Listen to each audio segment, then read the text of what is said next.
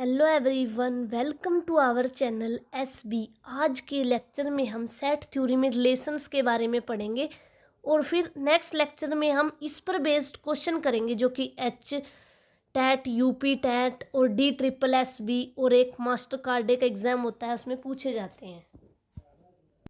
अब सबसे पहले डेफिनेशन पढ़ लेते हैं कि रिलेशन क्या होता है। Let A and B are two non-empty sets, then every subset of A cross B defines a relation from A to B. सबसे पहले हमें सेट्स के बारे में पता होना चाहिए। A set is a well defined collection of distinct objects. कि सेट हम किसे बोलते हैं जो कि वेल डिफाइंड हो, हमारे पास कलेक्शन ऑफ डिस्टिंक्ट ऑब्जेक्ट। जैसे अगर हमें ये सेट लिखना है 1 2 2 3, ये सेट तो है लेकिन जो एलिमेंट रिपीट हो रहे हैं इसको रिपीट करने की जरूरत नहीं होती। Set is a well defined collection of distinct objects. उसके बाद then every subset of A cross B. अब ए क्रॉस बी, हमारे पास ए क्रॉस बी में सारे ऑर्डर्ड पेयर्स आते हैं, जैसे कि A comma B such that small a belongs to capital A and small b belongs to capital B। ये होता है हमारा कार्टेशियन प्रोडक्ट। तो इस डेफिनेशन में बोला गया कि A and B are two non empty sets, की यानी वो नॉन एम्प्टी है, उनके अंदर कुछ ना कुछ प्रेजेंट है elements.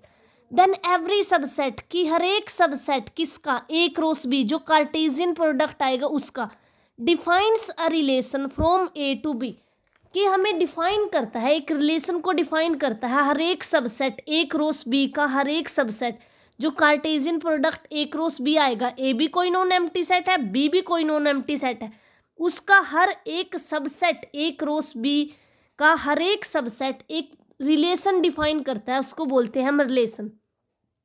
And every relation from A to B is a subset of A cross B. जैसे अगर कोई सबसेट है ए क्रॉस बी का, वो रिलेशन बनाता है, अगर ऐसे ही अगर कोई रिलेशन दे रखा है तो वो सबसेट होगा ए क्रॉस बी का। अब इसी को एग्जांपल से समझ लेते हैं कि let A and B are two sets, then any subset of A cross B का कोई भी सबसेट ले लो, is called a relation from A to B. अब एग्जाम्पल, ए हमने कोई ले लिया, ए कोई ऐसा सेट ले लिया जिसके अंदर 2 एलिमेंट है 1, 2 एंड बी कोई ऐसा सेट ले लिया जिसके अंदर 3 एलिमेंट है 3, 4 एंड 5। अब ए क्रॉस 4 कार्टेशियन प्रोडक्ट कैसे लिखते हैं हम, ए क्रॉस बी। तो सबसे पहले ए का एलिमेंट, जैसे 1 है यहाँ, 1 को 3 के साथ लिखेंगे, फिर 1 को ही 4 के साथ लिखेंगे, फिर 1 को ही 5 के साथ लिखेंगे। अब ऐसे ही 2 के लिए 2 को 3 के साथ लिखेंगे, 2 को 4 के साथ लिखेंगे एंड 2 को 5 के साथ। ये हो गया हमारा Cartesian product A cross B. ठीक है, ये लिख दिया A cross B is equal to 1 3, 1 4, 1 5, अब 2 के साथ 2 3, 2 4 एंड 2 5। ये हो गया हमारा ए क्रॉस बी। अब इसका कोई भी सबसेट लेंगे हम ए क्रॉस बी का, वो हमारे पास रिलेशन होगा फ्रॉम ए टू बी। अब देख लेते हैं, R1 कोई सेट लिया हमने 1 3, 2, 3, जिसके अंदर 2 ऑर्डर्ड पेयर है हमारे पास। अब चेक कर लेते हैं क्या ये सबसेट होता है। सबसेट वो होता है A non empty set, A is non empty and B is non empty. तो ए को हम सबसेट कब बोलते हैं बी का, जब हर एक एलिमेंट ए का बी के अंदर प्रेजेंट हो। तो अब R1 का हर एक एलिमेंट ए क्रॉस बी के अंदर अगर प्रेजेंट हुआ तो R1 is a subset of A cross B. और प्रॉपर तब बोलते हैं, प्रॉपर सबसेट तब बोलते हैं जब ए क्रॉस बी में कोई एक ऐसा एलिमेंट मिल जाए जो R1 के अंदर ना हो। तो अब चेक करते हैं यहाँ से 1, 3, क्या इसके अंदर है, हाँ ये रहा। अब 2, 3 ये रहा। तो R1 is a subset of A cross B. अब चेक करते हैं, अब ये बोला था डेफिनेशन में कि any subset of A cross B, तो R1 सबसेट है ए क्रॉस बी का, तो R1 is a relation from A to B. अब R2 चेक करते हैं, अब R2 सबसेट बनेगा ए क्रॉस बी का अगर R2 का हर एक एलिमेंट ए क्रॉस बी के अंदर प्रेजेंट हो। तो अब चेक करते हैं 1, 5, हाँ ये रहा 1, 5, ये स्टार इसी को डिनोट कर रहा है। 2, 5 ये रहा स्टार।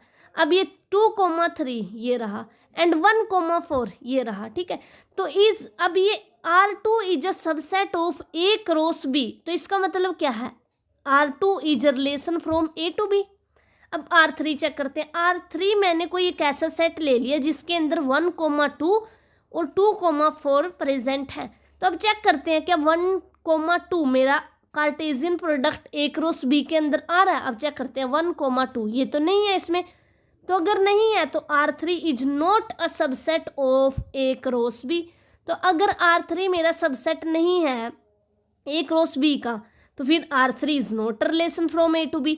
तो यहाँ एग्जाम्पल से क्लियर हो गया कि एनी सबसेट, कोई भी सबसेट ले लो A क्रॉस B का, वो रिलेशन डिफाइन करता है फ्रॉम A टू B।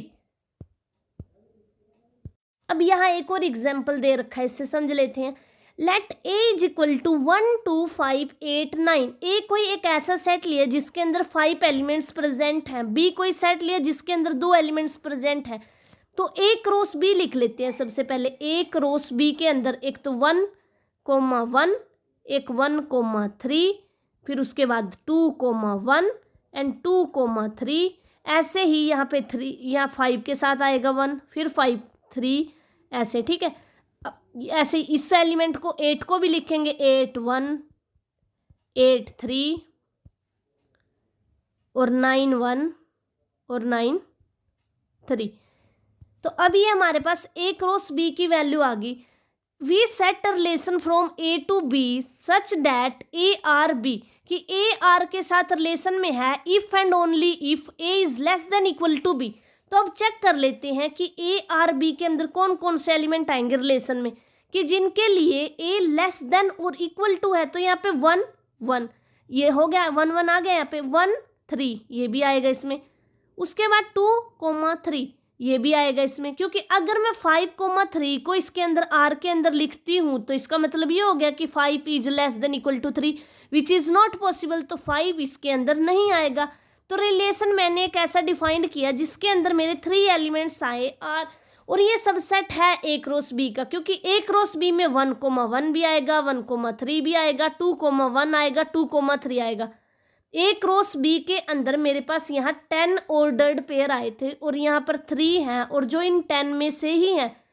तो यहाँ से पता चला कि जो R है ये सबसेट है A क्रॉस B का, और any subset of A cross B is defined a relation from A to B। उसके बाद है total number of relation. Total number of relation, कि कैसे हम total number of relation from set A to set B कैसे निकाल सकते हैं। Let A and B are two non-empty finite sets consisting of M and N elements respectively, कि A कोई set लिया जिसकी कार्डिनलिटी मेरे पास M है और B कोई सेट लिया जिसकी कार्डिनलिटी N है। इसको हम कार्डिनलिटी भी बोल देते हैं, ऑर्डर भी बोल देते हैं सेट का, और इसको डिनोट करते हैं 2 लाइन्स डाल के उसके बीच में सेट। तो A कोई ऐसा सेट है जिसके अंदर M एलिमेंट्स हैं, B कोई ऐसा सेट है जिसके अंदर N एलिमेंट्स हैं। Then A cross B consists of M cross N M N ordered pairs। तो जो A cross B के अंदर एलिमेंट्स आते हैं वो इन दोनों का प्रोडक्ट होता है M N element. So total number of subsets of A cross B is 2 raised to power M N। तो हमारे पास टोटल नंबर ऑफ सबसेट्स, अब हमने पिछले लेक्चर्स में जब सबसेट किया था तो वहाँ पर पावर सेट पढ़ा था। पावर सेट जैसे हम P ऑफ A का पावर सेट निकाल रहे हैं तो उसको हम P ऑफ A से डिनोट करते हैं is a set of all subset which is a subset of A, और cardinality of power set of A is equal to 2 raise to power cardinality of A होती है। तो यहाँ पर हम जो कार्डिनलिटी, जो यहाँ पर total number of subsets of A cross B निकालना चाह रहे हैं, तो इसकी कार्डिनलिटी हमारे पास आएगी 2 raise to power cardinality of A cross B, और A क्रॉस B की कार्डिनलिटी है Mn, तो यहाँ से आएगा 2Mn।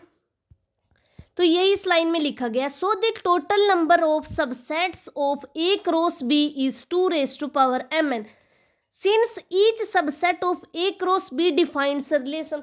अब यहाँ से हमें यह पता चला कि टोटल नंबर ऑफ सबसेट्स कितने होंगे A क्रॉस B के ही। अब देखना हमें ये था कि टोटल नंबर ऑफ रिलेशंस कितने हैं, और ऊपर डेफिनेशन में ही पढ़ा था कि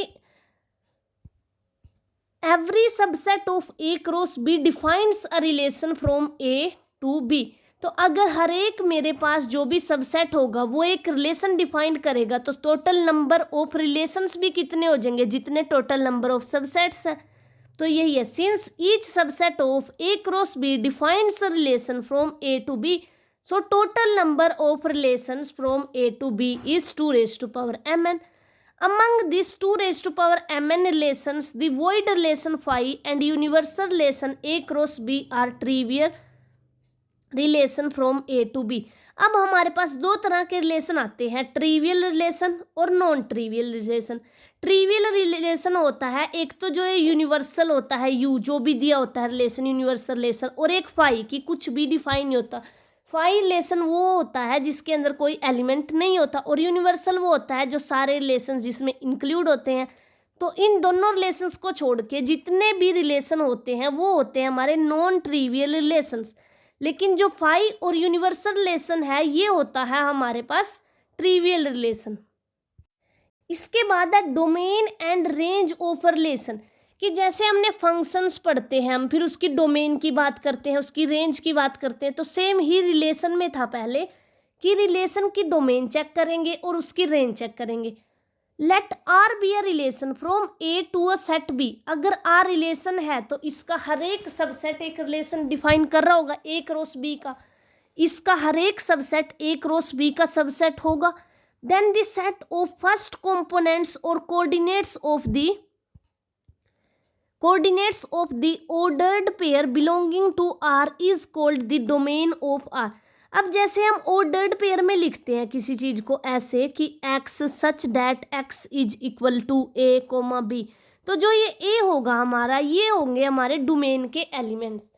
then this set of all first component, तो जैसे ये a लिखा हुआ है ये हमारा डोमेन से आता है, और coordinate of the ordered pairs belonging to R is called the domain of R, while the set of all second components or coordinates of ordered pairs in R is called the range of R.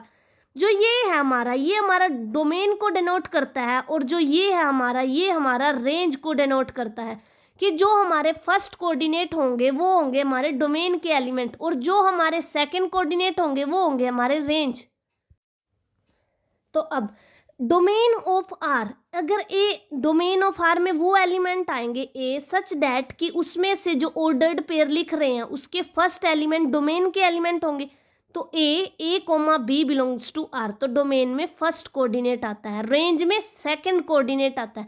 अब ये ए comma B लिखा है तो जो ए आएंगे ये सारे element जैसे 1 2 3 4, अब मैं कोई सेट लिखती हूँ 1 2 3 4, तो इसकी जो डोमेन होगी मेरे पास, डोमेन होगी इस रिलेशन की, domain of this relation is equal to 1,3, तो डोमेन में 1,3 आएंगे और रेंज में मेरे पास 2 और 4 आएंगे।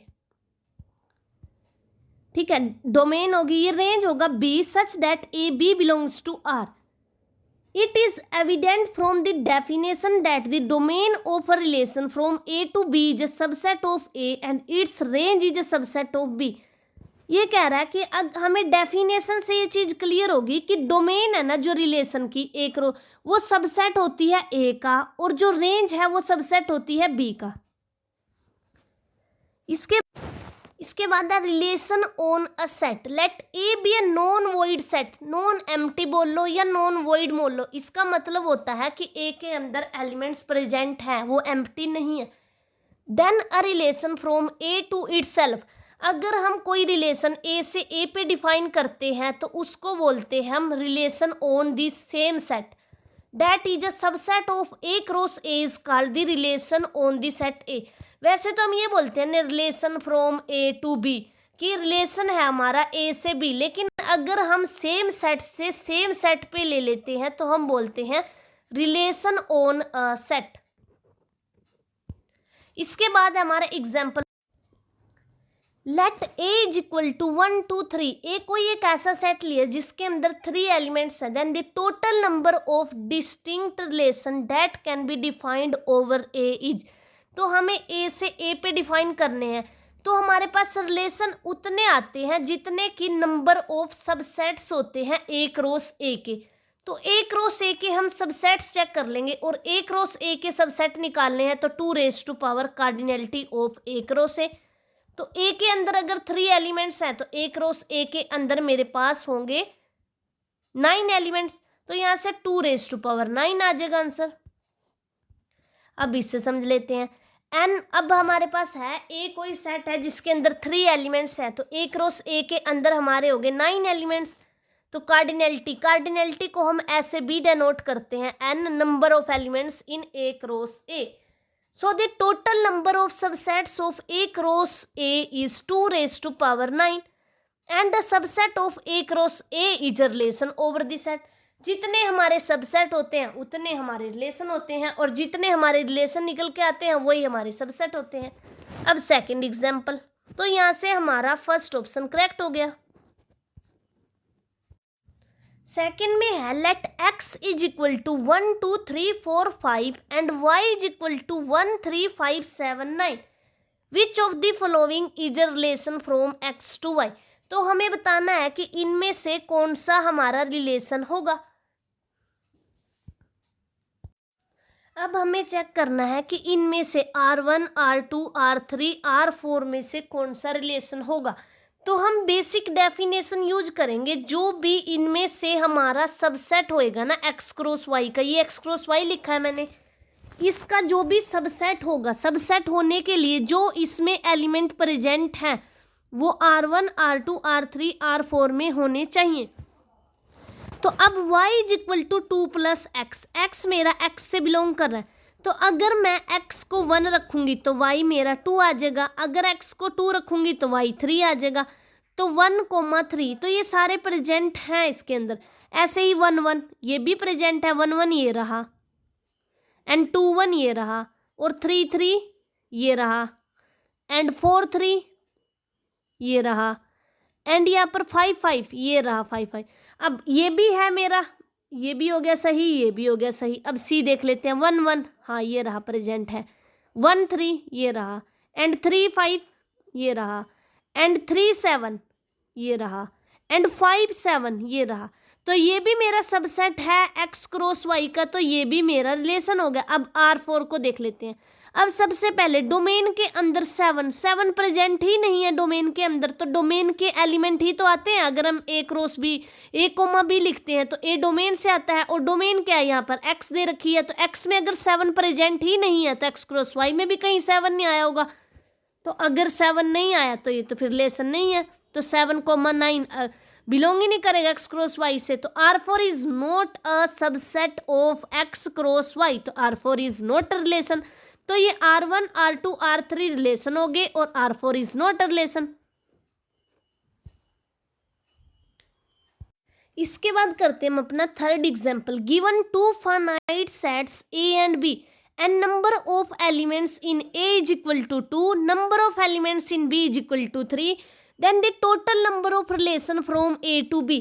तो हमने पढ़ा था कि अगर टोटल नंबर ऑफ रिलेशन या टोटल नंबर ऑफ सबसेट्स निकालने हैं तो 2⁻, अगर m number of elements A में होते थे और n number of elements B में होते थे, तो टोटल अगर नंबर ऑफ रिलेशन निकालने थे तो 2⁻mn। तो m यहाँ पर 2 है और n यहाँ पर 3 है, तो 2 × 3। तो यहाँ से हमारा आंसर आ जाएगा 2 की पावर 6, और 2 की पावर होता है 6 होता है हमारा 64। तो यहाँ से हमारा सी ऑप्शन करेक्ट हो गया।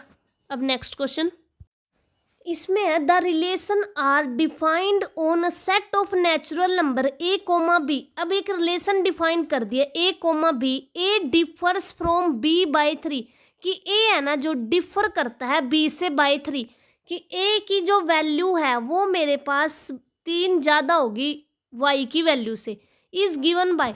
तो हमें पूछा गया कि इनमें से क्या होगा, a की वैल्यू 3 ज़्यादा है b से, तो a की वैल्यू इसमें क्या है 1, b की क्या है 4, तो ये तो नहीं होगा ऑप्शन। अब सेकंड ऑप्शन, a की वैल्यू है मेरे पास यहाँ 4, b की 1, a की 5, b की 2, तो यहाँ 3 का डिफरेंस आ गया, यहाँ भी 3 का डिफरेंस, यहाँ भी 3 का डिफरेंस, यहाँ भी, तो यहाँ से बी ऑप्शन करेक्ट हो गया। अब थर्ड देख लेते हैं, 1,3, यहाँ तो 2 का डिफरेंस है, लेकिन उसने बोला था कि डिफर फ्रॉम b by 3। ये भी ऑप्शन, इस ऑप्शन में कंफ्यूजन आती है कि ये क्यों नहीं हो सकता। उसने बोला है a differs from b by 3, कि a डिफर कर रहा है, a 3 ज़्यादा है, a में 3 ज़्यादा है। अब देख लेते हैं यहाँ से, r is equal to a, b, a b belongs to n, a minus b is equal to 3। A differs from B by 3, तो इसका मतलब हो गया A minus B is equal to 3। तो अगर मैं ये वाला ऑप्शन लेती हूँ तो यहाँ से तो 1 माइनस 4 इज इक्वल टू -3 आ जाएगा, लेकिन चाहिए क्या है, 3 चाहिए, तो यहाँ से 4 माइनस 1 करूँगी तो मेरा ऑप्शन करेक्ट हो जाएगा, तो बी ऑप्शन यहाँ से सही हो गया। अब नेक्स्ट डेफिनेशन, इनवर्स रिलेशन की इनवर्स रिलेशन क्या होता है, let A and B are two sets R be a relation from A to B.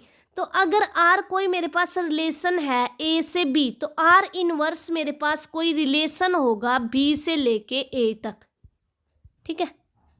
जो पहले डोमेन थी ना रिलेशन के अंदर, वो हमारी रेंज बन जाएगी। अब इसे समझ लेते हैं। Let A and B are two sets R be a relation from A to a set B, then the inverse of R denoted by R inverse is a relation from B to A. तो वही बात है कि अगर are मेरा ए से B कोई relation है तो इसका इनवर्स बी से लेके ए तक रिलेशन होगा। एंड डिफाइंड बाय, अगर आर की वैल्यू मेरे पास रिलेशन था कोई A comma B such that A B belongs to R, पहले ये आ रहा था, तो आर इनवर्स में है ना, जो ये बी आई जो पहले मेरा रेंज का काम कर रहा था वो मेरा डोमेन का काम करेगा B comma A such that B A belongs to R, ठीक है।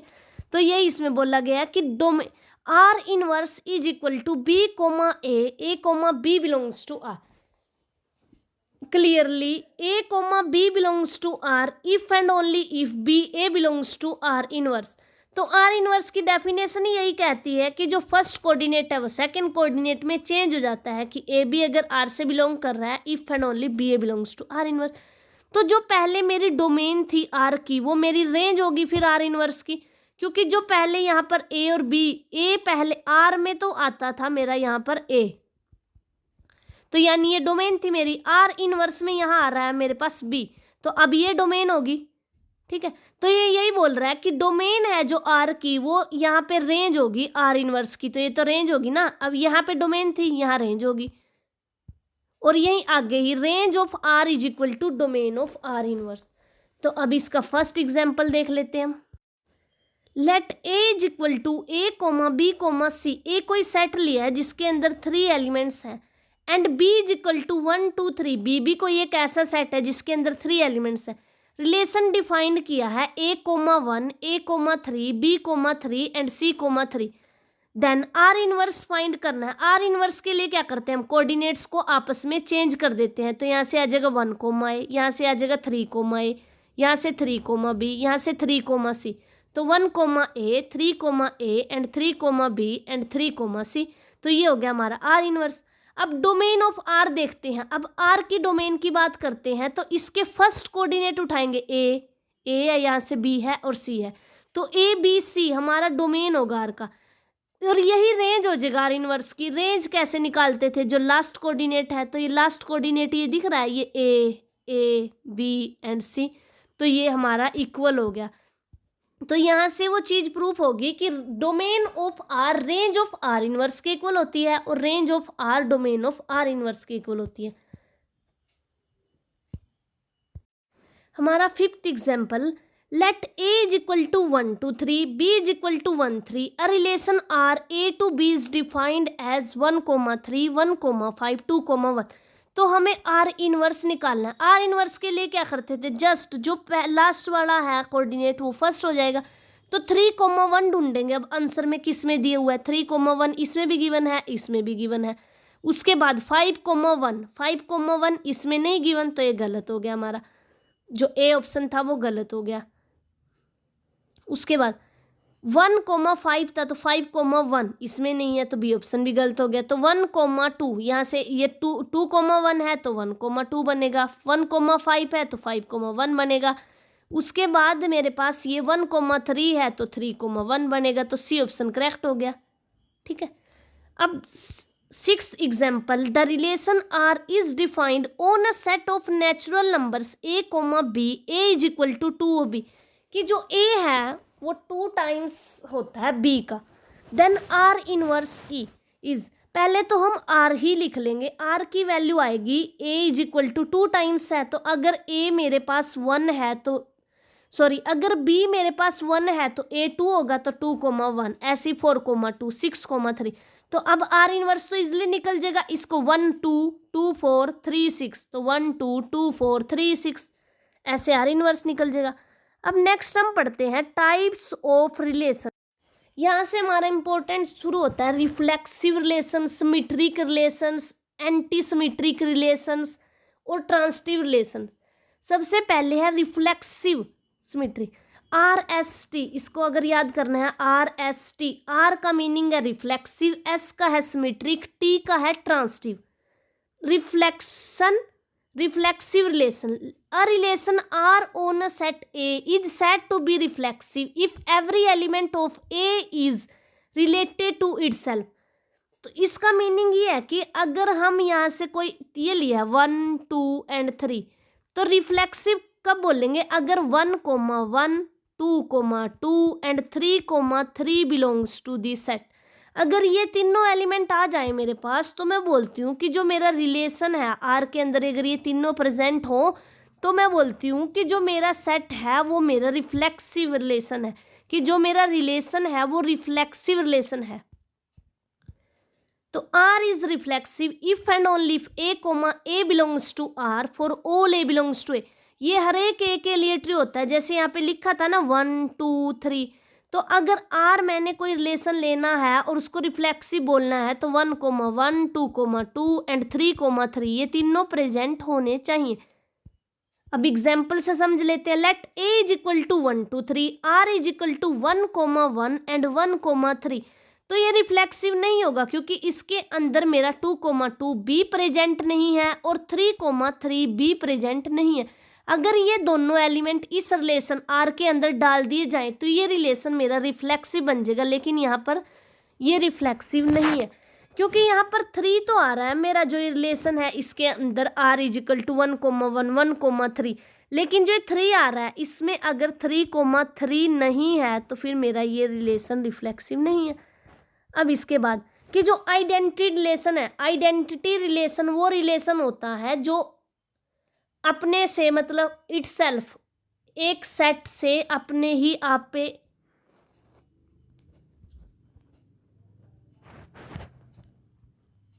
जो मेरा सेम सेट से सेम सेट पे जाता है। The identity relation on a non void set, की नॉन एम्प्टी सेट पर हमेशा आइडेंटिटी रिलेशन रिफ्लेक्सिव रिलेशन होगा। लेकिन कोई भी रिलेशन अगर रिफ्लेक्सिव है तो हम ये नहीं बोल सकते कि वो रिलेशन हमारा आइडेंटिटी रिलेशन होगा। उसके बाद the universal relation on a non void set A is reflexive, कि यूनिवर्सल सेट बी हमेशा हमारा रिफ्लेक्सिव होगा।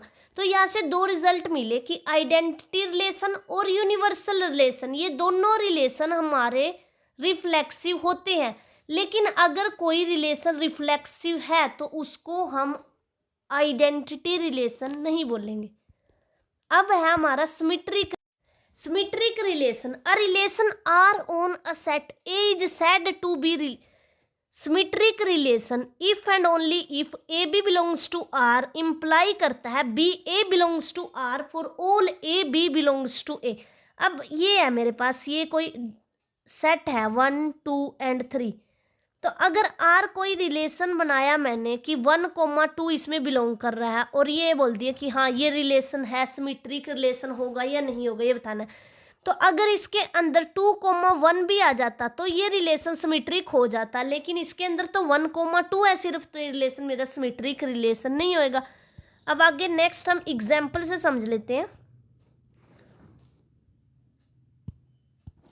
कि ए आर बी, अगर ए इज रिलेटेड टू बी, इसका मतलब है कि अगर 1,2 बिलोंग कर रहा है मेरा उससे आर से, तो 2,1 भी बिलोंग करना चाहिए आर से, तो उस रिलेशन को बोलते हैं हम सिमेट्रिक रिलेशन। तो इससे हमें क्या सीखने को मिला? हमारा इनवर्स के केस में भी तो क्या होता था कि अगर कोई रिलेशन है 1,2 3,1, तो इसका इनवर्स अगर ये है, ए इनवर्स क्या आता था मेरे पास, A inverse is equal to 2,1 and 1,3। और इसमें भी तो यही बोल रहा है ये कि अगर कोई 2,1 है सेट के अंदर, तो उसके अंदर 1,2 भी होना चाहिए। तो इसका मतलब वो सेट खुद का ही फिर इन्वर्स हो जाएगा। अगर कोई भी रिलेशन मेरे पास सिमेट्रिक रिलेशन है तो उसका इन्वर्स उसी के इक्वल हो जाता है। उसके बाद सेम रिजल्ट जैसे कि हमने रिफ्लेक्सिबिलिटी में पढ़े थे कि आइडेंटिटी रिलेशन और यूनिवर्सल रिलेशन दोनों हमारे रिफ्लेक्सिव रिलेशन होते हैं, सेम यहाँ भी होल्ड होते हैं कि the identity and the universal relation on a non void set are symmetric relation. उसके बाद a relation R on a set A is not symmetric relation if there are at least two elements AB belongs to A such that AB belongs to R but BA doesn't belongs to R। कि अगर हमें at least कि ऐसे दो elements मिल जाए जिनके लिए property hold हो जाए कि AB तो बिलोंग कर रहा है।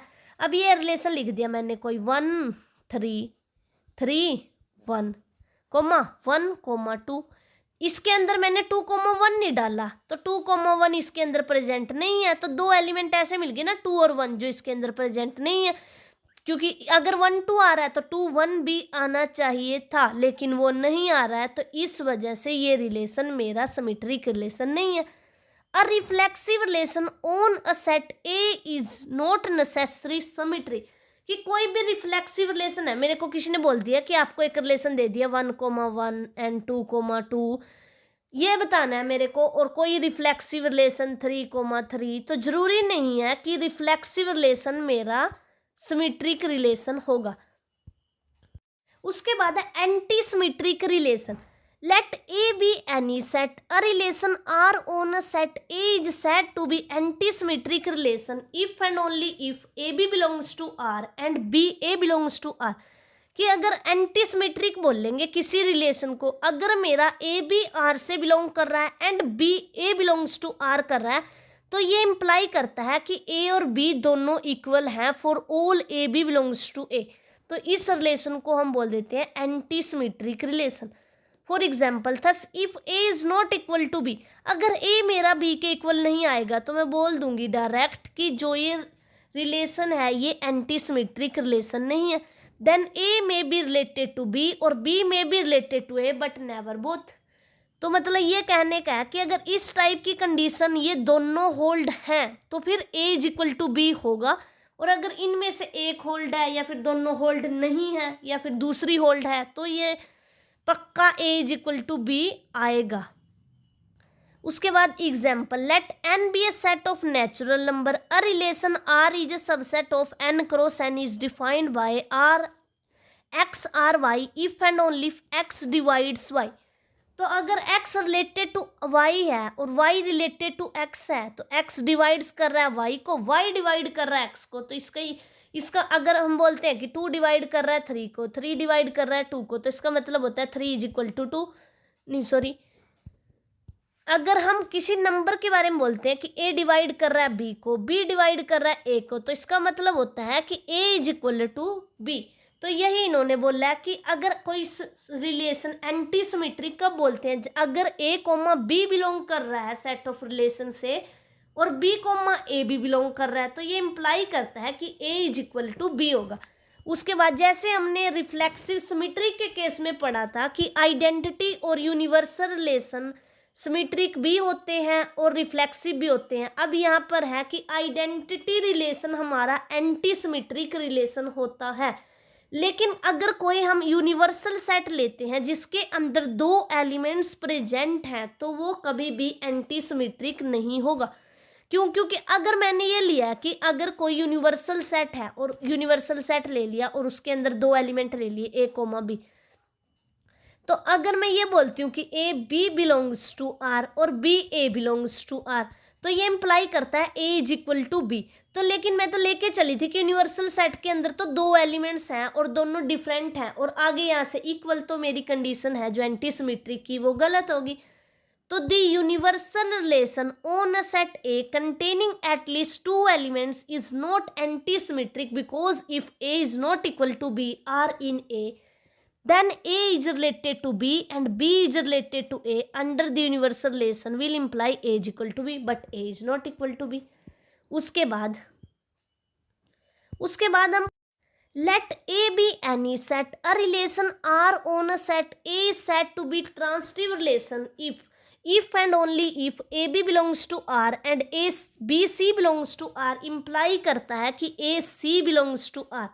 अगर मेरे पास ये एलिमेंट है 1,2 एंड 2,3, तो अगर इसको मेरे को आर, ये मेरे पास रिलेशन है और इस रिलेशन को ट्रांसिटिव रिलेशन बनाना है, तो मैं यहाँ पे एक एलिमेंट और इंट्रोड्यूस कराऊंगी 1,3।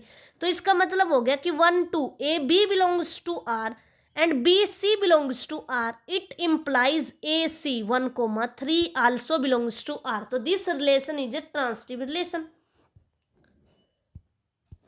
तो AB belongs to R, BC belongs to R imply करता है AC belongs to R. In other words, A is related to B, B is related to C, then A is related to C. Transitivity fails only when there exists A, B, C such that कि अगर ट्रांसिटिविटी failed हो जाती है, अगर ये बोल दें कि हाँ ए बी तो मेरा बिलोंग कर रहा है आर से और बी सी भी बिलोंग कर रहा है आर से, लेकिन जो ए कोमा सी है वो मेरा आर से बिलोंग नहीं कर रहा, तो इसका मतलब हुआ ट्रांसिटिविटी फेल्स। अब एग्जाम्पल से समझते हैं। First example, transitivity fails only when there exist A B C, A belongs to A related to B, B related to C, but A doesn't related to C. ठीक है, एग्जाम्पल है consider a set ए कोई एक ऐसा set लिया जिसके अंदर 3 elements the relations R1 1 2 and 1 3, R2 1,2, R3 1,1, R4 लिया मैंने 1 2 2 1 एंड 1 1। तो ये रिलेशन मेरा यहाँ पर है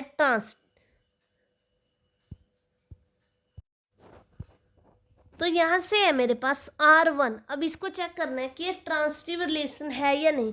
अब अगर मैं यहाँ पे ये होता मेरे पास 1,2 एंड 2,3, तो मैं बोलती कि 1,3 भी मेरा आर के अंदर आना चाहिए, तब इसको ट्रांसिटिव बोलूँगी। लेकिन यहाँ पे कोई सीरीज बनी नहीं रही कि 1 2 2 3, तो यहाँ पे 1 2 और 1 3 है, तो ये एक ट्रांसिटिव रिलेशन है। ऐसे ही R2 है, इसके अंदर तो सिंगल एलिमेंट प्रेजेंट है, तो ये भी ट्रांसिटिव है। R3 इसके अंदर भी सिंगल एलिमेंट प्रेजेंट है, ये भी ट्रांसिटिव है। अब R4 को देख लेते हैं। R4 के अंदर उन्होंने दे रखा है कि 1 2 एंड 2 1, तो इसको मैं ऐसे लिख सकती हूँ 2 1 एंड 1 2। तो यहाँ पे ये A B and B C belong करके अप्रूव करना है कि 2,2 भी R4 से बिलोंग करता है या नहीं। अगर बिलोंग कर गया तो ये रिलेशन होगा मेरा ट्रांसिटिव रिलेशन, अदरवाइज होगा नॉन ट्रांसिटिव। तो अब R4 में देख लेते हैं। R4 में 2,2 है ही नहीं, तो यहाँ पर ये रिलेशन मेरा ट्रांसिटिव रिलेशन नहीं है। Then R1 R2 R3 is transitive, लेकिन R4 इज नॉट ट्रांसिटिव। अब जैसे प्रॉपर्टीज पहले पढ़ी थी reflexive, symmetric, anti symmetric, transitive की, सेम यहाँ पर है। The identity and the universal. अब सिर्फ एक जगह हमें कंफ्यूजन आई है कि जो हमारा ये था एंटी सिमेट्रिक, इसमें था कि आइडेंटिटी तो होती है एंटी सिमेट्रिक रिलेशन ये, लेकिन universal set having 2 element is not a anti symmetric relation. बाकी ट्रांसिटिव होगी, सिमेट्रिक होगी हमारी, और रिफ्लेक्सिबिलिटी होगी। ये तीनों में आइडेंटिटी और यूनिवर्सल रिलेशंस हमेशा ट्रांसिटिव, रिफ्लेक्सिव और सिमेट्रिक होते हैं। तो the identity and the universal relations on a non void set are transitive.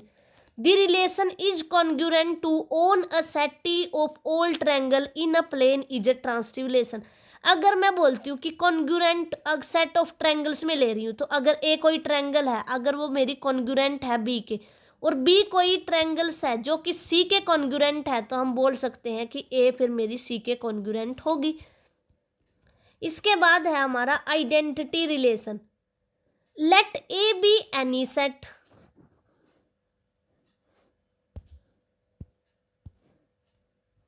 Then relation I A जो खुद से खुद पे होता है, ए comma A belongs to A on A is called the identity relation on A. कि A मैंने कोई एक ऐसा सेट लिया जिसके अंदर मैंने टपल्स उठाए कार्टेशियन प्रोडक्ट के रूप में A comma A, where A belongs to capital A on A is called the identity. कि ए से ए पर ही होता है और उसमें सेम एलिमेंट्स होते हैं दोनों साइड में, रेंज में भी एंड डोमेन में भी, वो होता है हमारा identity. In other words identity relation को आगे और डिफाइन किया गया। A relation I A on A is called the identity relation if every element of A is related to itself only. और आइडेंटिटी रिलेशन रिफ्लेक्सिव भी होता है, symmetric भी होता है एंड ट्रांसिटिव भी होता है। ऑन अ सेट, अगर ये सेट ले लिया तो ये आइडेंटिटी रिलेशन बनेगा और ये रिलेशन रिफ्लेक्सिव भी है, सिमेट्रिक भी है, ट्रांसिटिव भी है। अब ये एक इंटरेस्टिंग फैक्ट, ये हमने पहले ही पढ़ लिया है कि कोई भी आइडेंटिटी रिलेशन है वो रिफ्लेक्सिव तो होता है, लेकिन हर एक रिफ्लेक्सिव रिलेशन आइडेंटिटी रिलेशन ही हो ये जरूरी नहीं है। उसके बाद आते हैं हम equivalence relation. A relation R on a set A is said to be equivalence relation on A if and only if. Equivalence relation के लिए रिलेशन को रिफ्लेक्सिव भी होना पड़ता है, सिमेट्रिक भी होना पड़ता है और ट्रांसिटिव भी होना पड़ता है। तो एक ऐसा रिलेशन जो कि तीनों कंडीशंस को होल्ड करता है, वो तो एक तो आइडेंटिटी ही हो गया हमारे पास और एक यूनिवर्सल सेट हो गया, तो ये तो हमारी इक्वलेंस रिलेशन बनाते हैं। इसके अलावा भी और ऐसे रिलेशन हैं जो कि इक्वलेंस रिलेशन होते हैं। तो अब डेफिनेशन से जान लेते हैं कि relation R on a set A is said to be equivalence relation on A if and only if it is reflexive. Reflexive का मीनिंग है कि दोनों एलिमेंट डोमेन और कोडोमेन के सेम होने चाहिए। A comma A belongs to R for all A belongs to A. Symmetric, a B belongs to R imply करता है B A belongs to R for all A B belongs to A. उसके बाद है transitive, a B belongs to R and B C belongs to R imply करता है ए comma c belongs to R for all A B C belongs to A. तो यहाँ तक हमने equivalence relation तक कर लिया। इसके आगे हम नेक्स्ट वीडियो में पढ़ेंगे। Thank you for watching. अगर आपको पसंद आया तो लाइक शेयर एंड सब्सक्राइब।